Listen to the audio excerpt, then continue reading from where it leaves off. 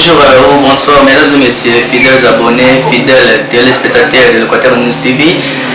Comme vous le savez, aujourd'hui on se retrouve à la direction de la Croix-Rouge, au cours de laquelle nous avons rencontré le secrétaire provincial de la Croix-Rouge ici, monsieur Jérôme Moulanga. Peut-être lui-même il va se présenter.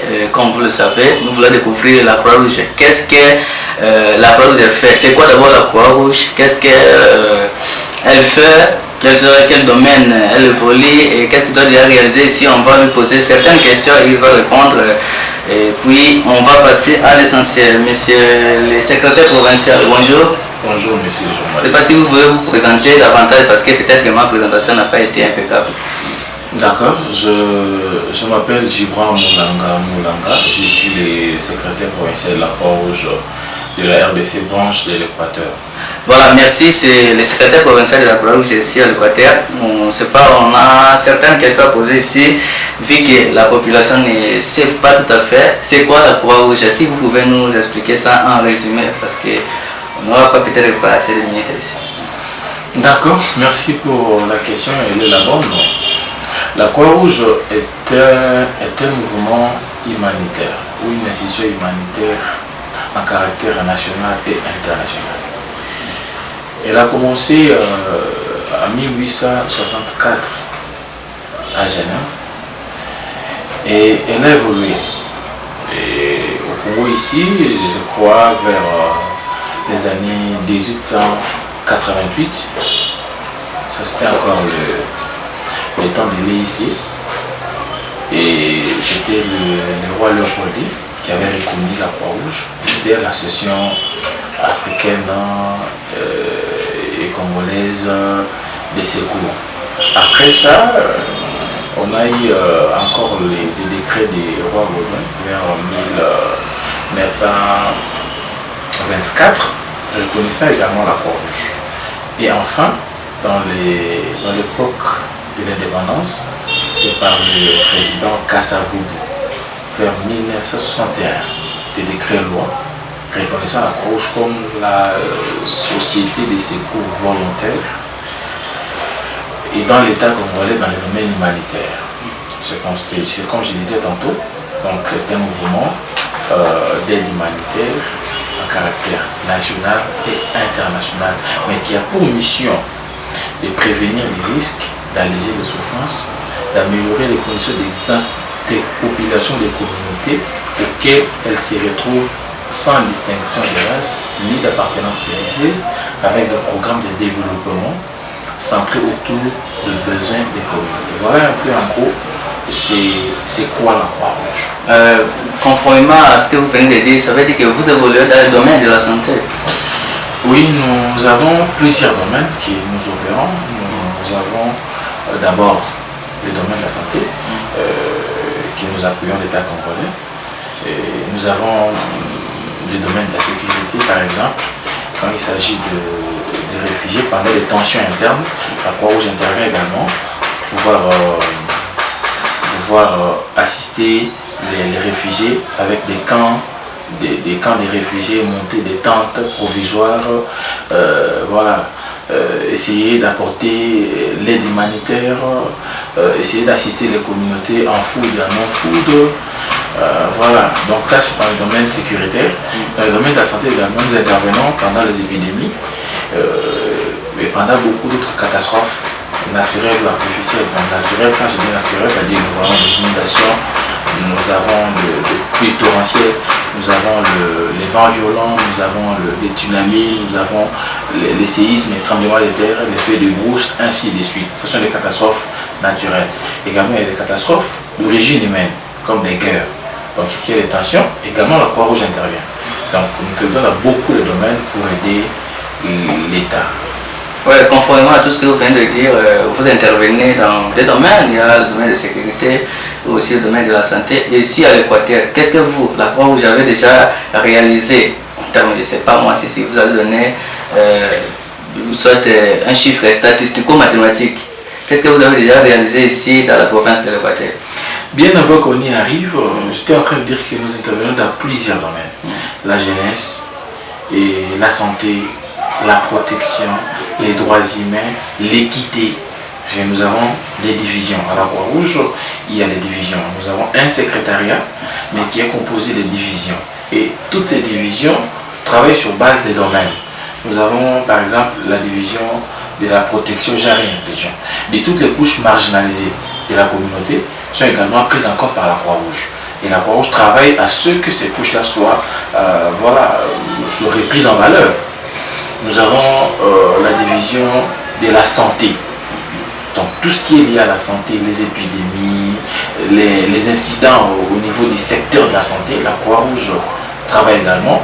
Nous avons encore la division de la jeunesse, c'est-à-dire la Croix-Rouge en quelque sorte forme les futurs humanitaires. Est-ce que vous comprenez un peu? Donc c'est vraiment dans cet organe, nous avons une pépinière des jeunes qui aspirent à devenir humanitaires.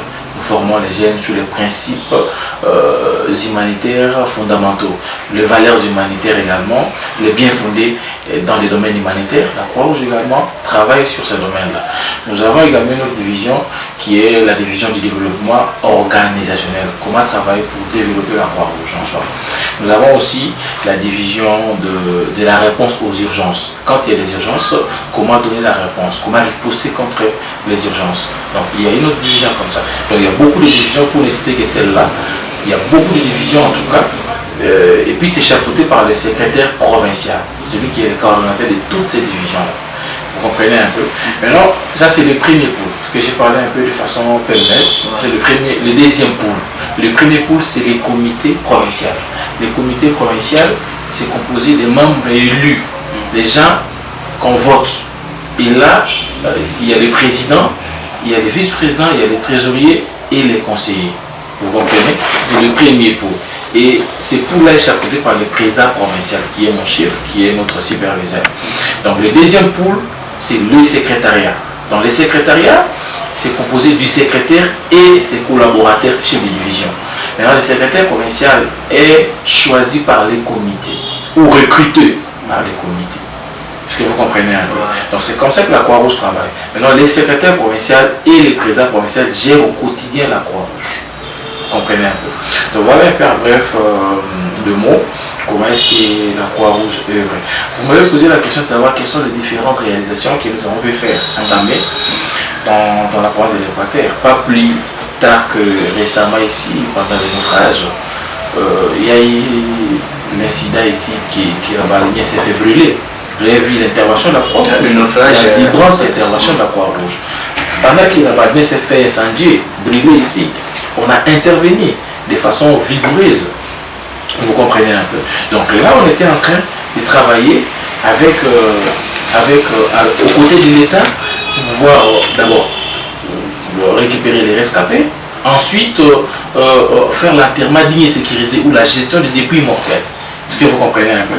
Donc on a travaillé sur ça et puis voir comment faire des fouilles encore pour les reliques humaines qui restaient. Vous voyez un peu. Ça c'est le premier cas dans les réalisations. Beaucoup de cas qu'on a eu à enterrer. Également il y a eu des naufrages qui étaient vers le Mongo. Voilà, on a intervenu également, on a déployé nos équipes sur terrain pour aller faire la gestion des dépouilles mortels, donc enterrer les gens et récupérer encore les gens, faire des opérations de sauvetage. Récemment ici, il y a eu encore, je crois, il y avait encore une baleinière qui s'était écroulée, naufragée ici au port de Banquita.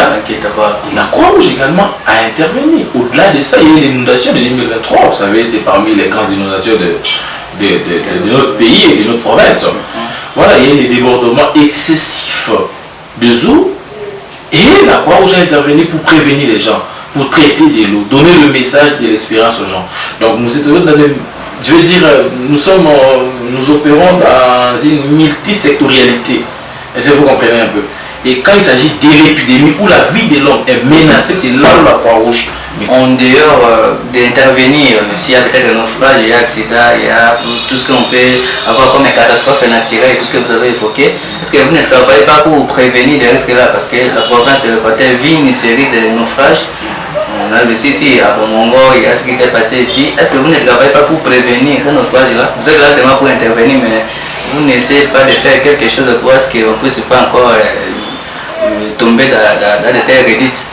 Oui, donc nous nous prévenons, c'est dans notre mission.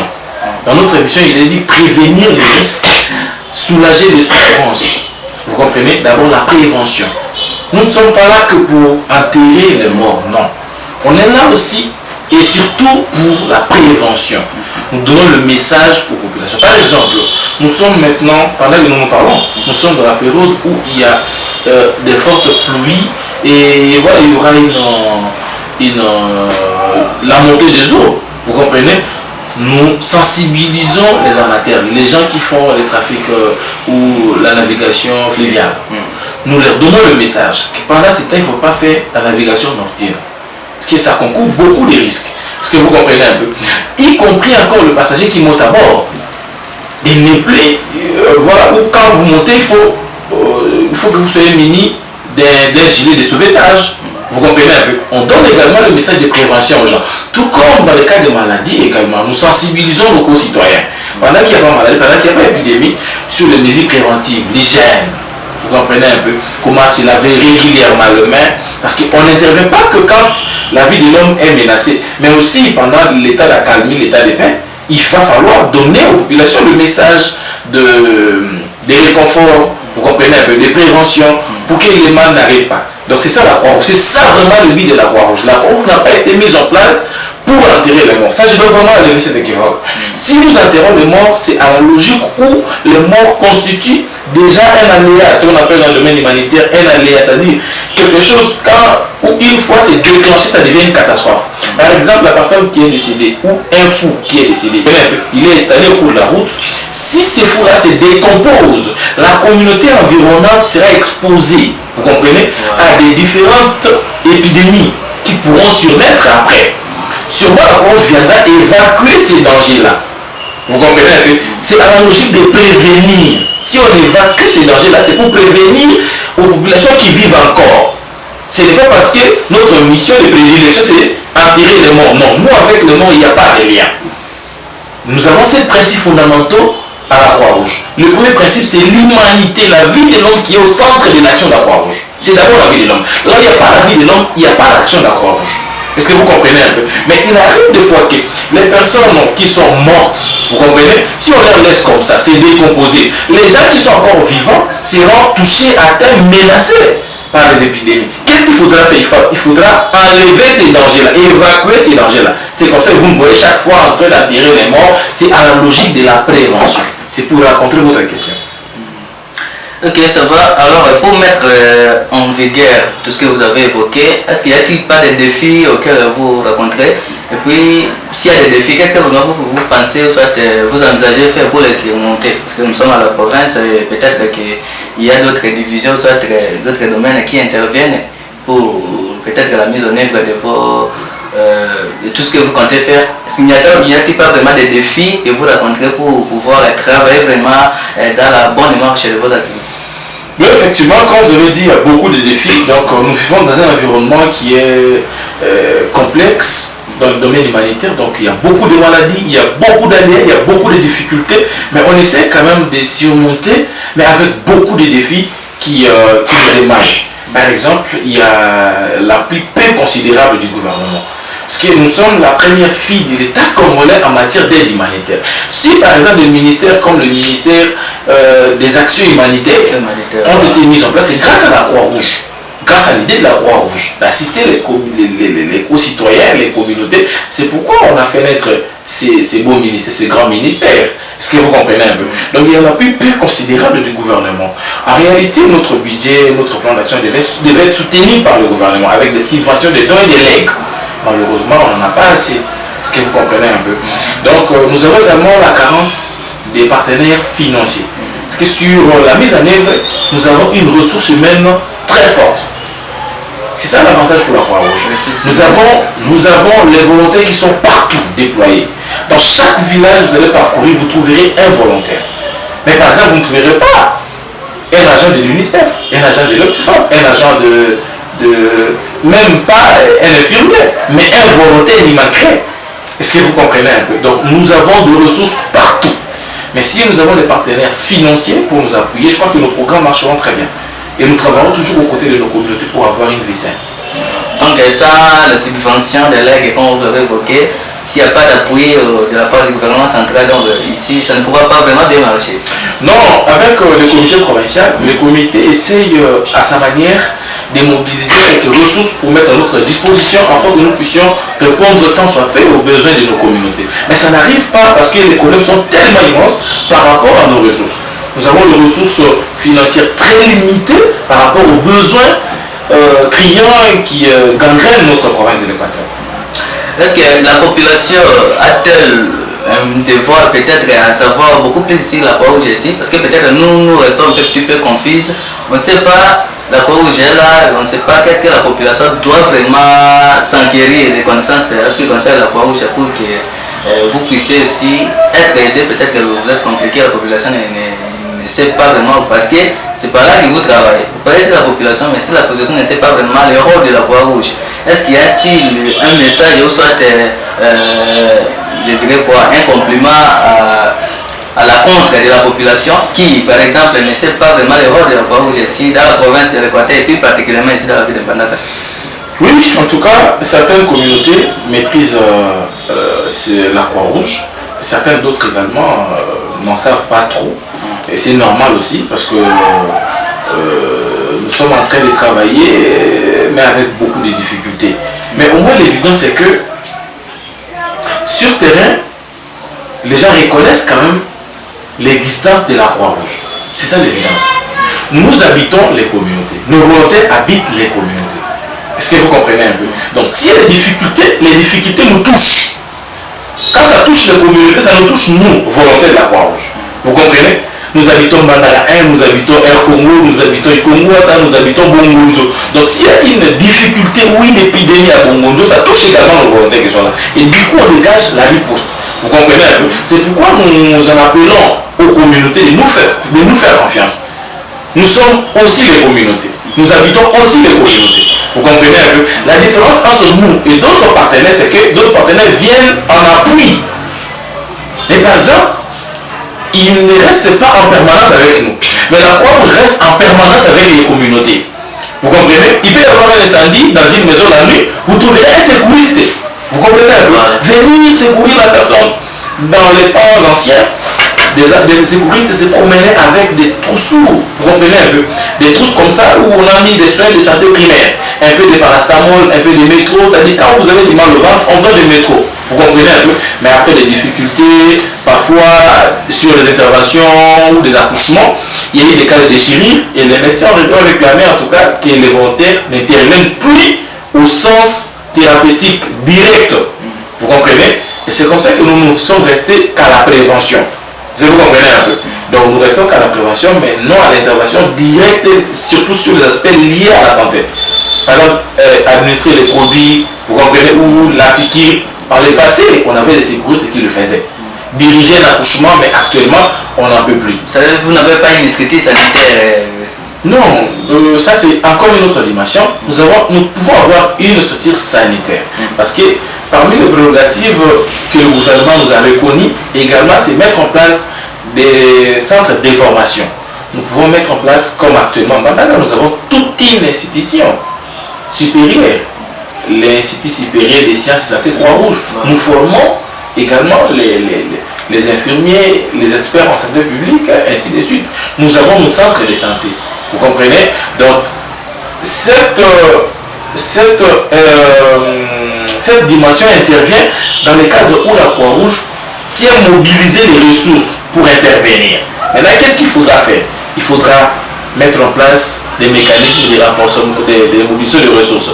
Avoir un institut supérieur, vous comprenez? Ou aussi dans le cas de renforcer le secteur de la santé, qui a beaucoup de difficultés. Voilà. Et mettre les centres de santé, on en a beaucoup, des postes de santé, ils sont nombreux, des postes de santé, des centres de santé, est-ce que vous comprenez un peu? Si même on a la possibilité, nous pouvons faire même un hôpital général de référence. Est-ce que vous comprenez un peu? Et ça sera tout ça gratuitement. Bon, ça peut être payant, mais avec des prix un peu dérisoires. Tout ça dans le but d'appuyer le secteur de la santé. Est-ce que vous comprenez un peu? Voilà, donc nous sommes vraiment la première fille de l'État congolais en matière d'aide humanitaire. Ok, voilà, mesdames et messieurs, fidèles abonnés, fidèles téléspectateurs, nous poursuivons avec notre entretien avec le secrétaire provincial de la Croix-Rouge de l'Équateur, ici précisément à Mbandaka. vous avez bel et bien suivi les allocutions du secrétaire provincial. On vous rappelle que c'était un monsieur qui est beaucoup plus outillé en matière de la Croix-Rouge. On ne sait pas le concept que si vous avez, voilà, je laisse le temps, si vous avez, je ne sais pas moi, un message un petit peu de résumé, si vous pouvez résumer la communauté, résumer les fidèles téléspectateurs qui nous suivent à ce moment, c'est quoi vraiment la Croix-Rouge? Peut-être vous nous donnez la quintessence de tout ce qu'on a parlé ici. Merci beaucoup pour la question, cher journaliste. C'est également un plaisir pour moi de vous recevoir aujourd'hui et lancer cet appel à nos communautés qui nous fassent toujours confiance comme d'habitude. Il n'y a pas la Croix-Rouge sans la communauté. Si la Croix-Rouge existe, c'est parce qu'il y a la communauté qui est là. Et donc, comme d'habitude, faites-nous confiance. Quand il y a des volontaires qui passent dans vos maisons pour sensibiliser, recevez-les à bras ouverts. Par moment, nous recevons des informations, des retours d'informations, comme par exemple que les volontaires sont lapidés, que les volontaires sont critiqués, que les volontaires sont menacés. Des fois, c'est un peu déplaisant de cette façon de faire les choses. C'est pourquoi nous vous demanderons, nous savons que certains d'entre vous savent déjà ce que nous faisons, mais nous lancerons l'appel aux autres également, qui par moment pouvaient avoir des idées de pouvoir chasser la Croix-Rouge. Quand vous voyez un volontaire, quelqu'un s'habiller en rouge et blanc, en croix-rouge, j'allais dire, il faut le recevoir à bras ouverts, lui tendre vos oreilles, écoutez ce qu'il va dire. Vous savez, je veux me ressourcer de quelque part où c'est dit, celui qui reçoit la bonne nouvelle reçoit la moitié de la guérison. Voilà, tous les prédécesseurs et toutes les légendes n'ont apporté que la bonne nouvelle. Donc la Croix-Rouge également apporte que la bonne nouvelle. Elle n'a pas d'autre chose. Donc si vous recevez le message de la Croix-Rouge, vous êtes sauvés. Mais ceux qui ne recevront pas le message seront condamnés à des maladies, à des vers intestinaux, à des recrudescences de la malaria. Donc c'est ça un peu, en bref des mots, ce que je peux demander à nos concitoyens, également à toutes les personnes de bonne foi, parce qu'il y a la Croix-Rouge, il y a aussi des personnes qui peuvent accepter de vous appuyer sans problème. Nous tendons nos mains à toute personne de bonne foi, tout celui qui voudra bien nous appuyer en matériel, en finances, mais également de son expertise. Nous sommes très ouverts et nous allons les recevoir. Merci beaucoup. Très bien, mesdames et messieurs, vous avez bien suivi notre entretien avec le secrétaire provincial de la Croix-Rouge ici en Bandaka. On vous laisse là d'ici. J'espère qu'on vous reviendra dans les prochains jours pour la suite. Ou soit s'il y aura encore d'autres questions que vous allez nous proposer peut-être. On reviendra. J'espère que le secrétaire est bel et bien disponible pour nous et pour la communauté pour dire. Et nous vous laissons là d'ici et portez-vous bien. On se retrouve à très bientôt.